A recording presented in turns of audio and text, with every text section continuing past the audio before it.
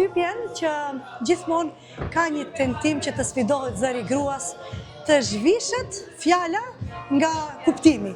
Gjithmonë të thuhet të barazohet matë llafet e gjata të grave.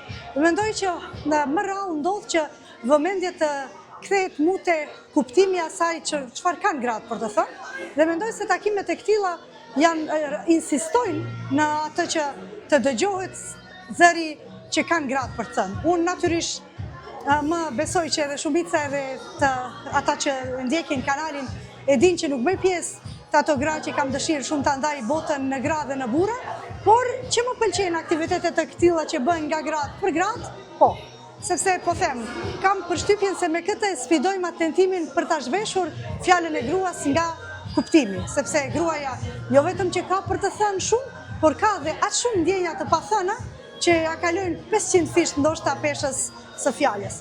Dhe prej Tirane me shumë dashuri për të gjitha gratë në vigjilje të 8 marsit, gëzuar.